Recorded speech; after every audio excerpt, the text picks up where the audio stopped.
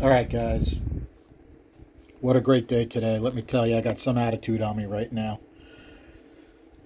I apologize beforehand. Okay, this is, I'm not sure what I'm going to name this, but it's something like how much flow can you lose by putting in bigger valves? I'm not going to tell you what I think happened. I'm going to leave that for the questions.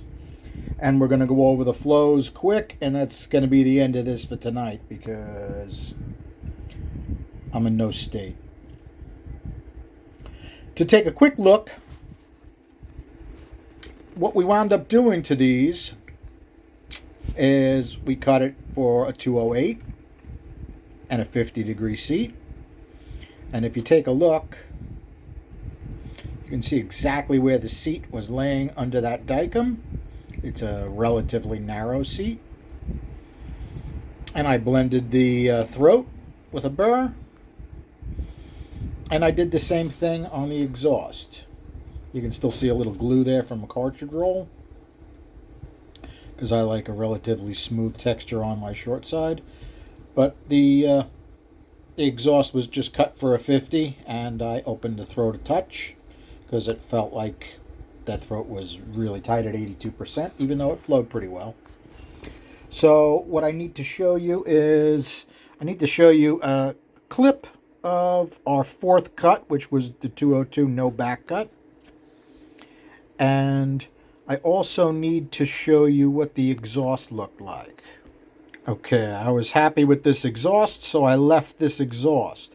So what we're going to compare is this exhaust flow, this intake and swirl flow, to what we have now.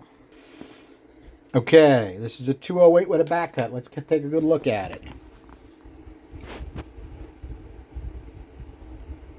Okay. You can see it did okay with the dicum. It didn't do great. I would have liked to see more on the other side. Okay, it's got a big smudge on the chamber. This, where it used to be really wide, is now much thinner. Right? And not nearly as centered as it was. And you can see it doesn't have nearly as much angle on it. Let's take a look. Okay, look down the throat. You can see that it's got much less of an angle on that dicum. Let's take a look at the flows.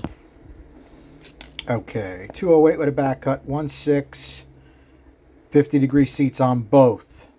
Our throat is only 88% on the intake and 83.7% on the exhaust. So they're still tight. They're tight for a 45. They're actually tighter than they should be for a 50. Okay, so how do we do? Minus, minus, minus, minus.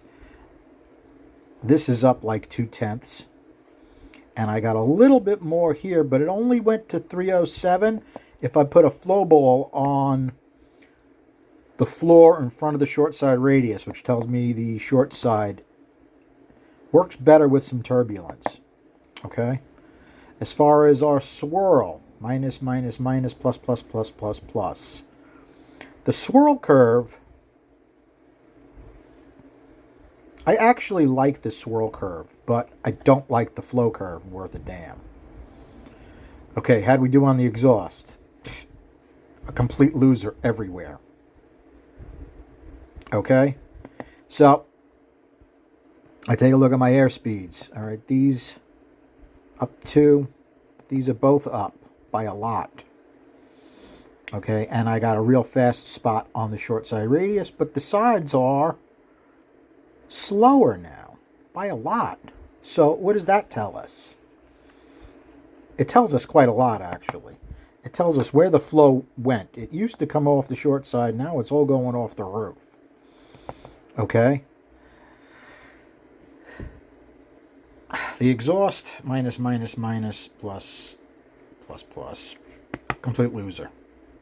Okay. So what has to be done? Well, I don't think I'm going to tell you. I think I'm going to leave that for the questions section. And I'm sure somebody knows exactly what happened. And I will make my adjustments and then reflow it, and I'll show you guys in due time. Let's take a look at the bore before I forget. All right. You've got that first splatter on the wall doesn't look too bad, but there's really not much happening in the rest of the bore. I liked it better the way it was, as far as the way the dicom was flowing for the 202. Okay, we would have thought, because we went to a bigger valve, right? She should have picked up low lift really well, and it should have done even better up top.